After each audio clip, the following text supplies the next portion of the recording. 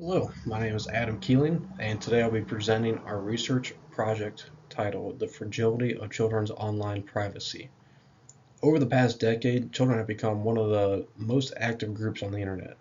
Many begin using social media, gaming platforms, and mobile apps at very young ages. While these technologies provide incredible opportunities for learning, socialization, communication, they also collect large amounts of personal data about their users. The problem is that many children, and even many parents, don't fully understand how information is being collected or how that data is being used.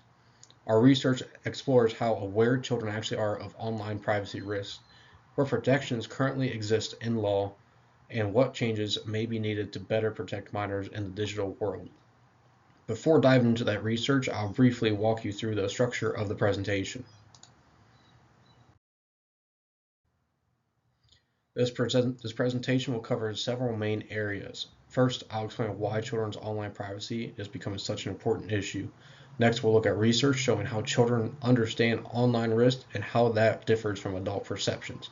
After that, I'll review survey data about children, parents, and social media usage. Then we'll examine current laws in the United States and compare them with newer international protections.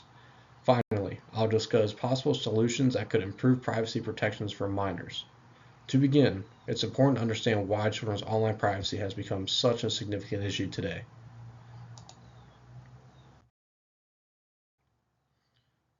The amount of time children spend online has increased dramatically over the past decade. Many kids begin interacting with digital platforms before they even reach middle school. The problem is that digital services collect large amounts of user data indiscriminately. This includes browsing behavior, location information, and personal details used to build advertising profiles. Children often participate in these systems without realizing how much of their data is being collected or how it is used. At the same time, many parents also underestimate how sophisticated modern data collection systems have become. Given these growing risks, our research aimed to better understand how aware children and parents actually are of these privacy challenges. The goal of our study was to better understand three key things. First, how much children actually understand about privacy risks online. Second, how aware parents are of the policies and protections that exist on digital platforms. And third, whether current legal protections are strong enough to keep up with modern technology. We also compared American laws with international frameworks to see how other countries are approaching children's online privacy. And then lastly, we proposed broad and non intrusive solutions for major issues. To start answering these questions, researchers first looked at how well children understand online privacy risks. One of the most interesting findings from existing research is that children are actually far more aware of online risks than many adults assume. Studies show that roughly 40 to 50% of children between the ages of 11 and 16 can identify basic online privacy risks, such as sharing personal information with strangers. However, only 20 to 30% understand more complex concepts like data profiling, targeted advertising, or metadata tracking, which 20 to 30% also surprised us because those are advanced concepts. While many kids may know they shouldn't share their address online, they often don't realize that apps may still be collecting detailed information about their behavior. However, when we examine younger children, the gap in understanding becomes even more noticeable.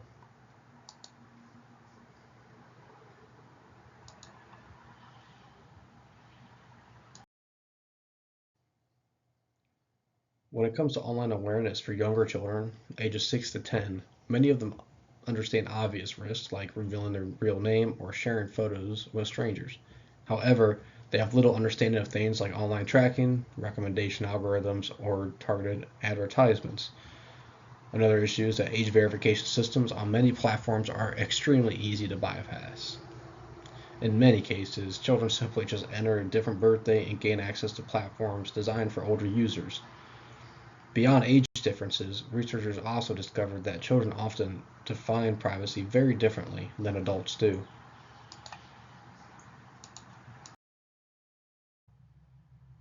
For most kids, privacy means controlling who can see their posts or messages. They often they are often much less concerned about how companies collect, store, or sell their data. Researchers believe this happens because long-term consequences, such as identity theft, employment screening, financial data misuse, are all very distant to younger users.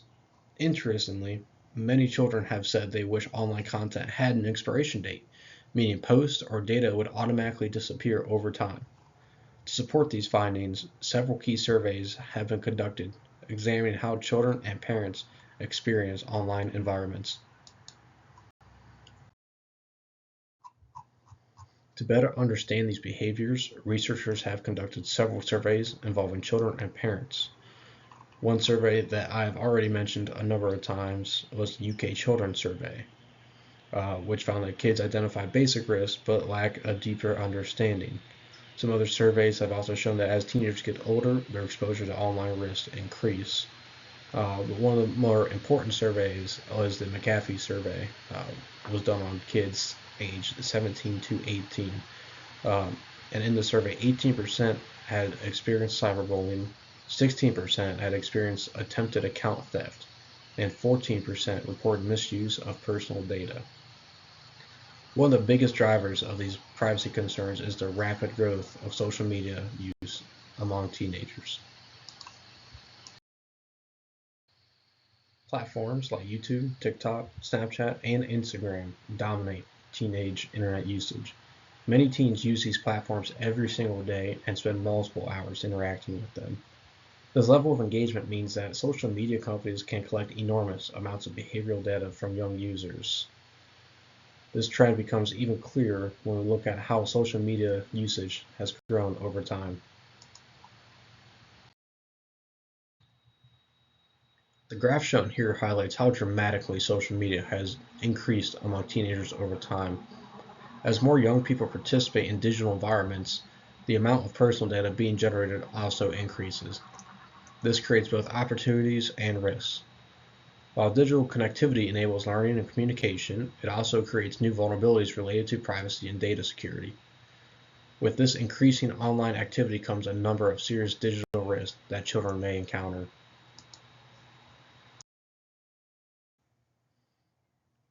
As we have collected from the studies, there are several major digital risks that children face online today. These include cyberbullying, targeted advertising, data tracking, and exposure to online predators. Another growing concern is the rise of child influencers. Some parents create social media accounts centered around their children, and sometimes generating significant income through sponsorships and advertising. However, children in these situations often have little control over how their personal lives are shared online. To address some of these dangers, governments have attempted to regulate how companies collect and use children's data. In the United States, the main law protecting children online is the Children's Online Privacy Protection Act, also known as COPPA. This law prevents companies from collecting personal information from children under the age of 13 without parental consent. However, researchers argue that COPPA has several weaknesses. The age limit is relatively low compared to other countries, and enforcement has often been criticized as insufficient. However, because the internet has also evolved so rapidly, the United States has recently begun updating some of its policies related to children's online privacy. Since our research was conducted, the United States has begun updating some of its policies related to children's online privacy. In 2025, the Federal Trade Commission finalized updates to the COPPA rule. These updates strengthen parental consent requirements and limit how companies can use children's data for targeted advertising. Another proposal currently being debated is called COPPA 2.0, which would expand protections beyond children under 13, so it also includes teenagers up to the age of 16. It would also restrict targeted advertising to minors and allow young users to delete their personal data online. There is also the Kids Online Safety Act, which focuses on platform design and would require companies to provide stronger privacy settings and reduce exposure to harmful or addictive content. Finally, several U.S. states are beginning to pass their own laws, such as California's Age-Appropriate Design Code, which forces companies to design platforms with children's privacy in mind. When we compare these changes with policies in other countries, we can see that some regions have implemented even stronger protections. When we compare U.S. laws to international regulations, we see stronger protections in other regions. For example, the European Union's General Data Protection Regulation, or GDPR, sets stricter privacy standards and includes protections for children up to the age of 16. The United Kingdom's Children Code goes even further by requiring companies to disable tracking features and provide privacy policies that children can easily understand. If a website in the UK is likely to be used by children, even if it's not directly designed for them, that website still has to follow these rules. These frameworks demonstrate that stronger protections for children's online privacy are certainly possible. Some nations, such as Australia, have gone even further. Australia recently passed a law banning social media accounts for users under 16. Platforms like TikTok, Instagram, and Snapchat are now required to actively prevent users under the age of 16 from having accounts. So the question becomes, what can actually be done to improve children's online privacy protections within the United States?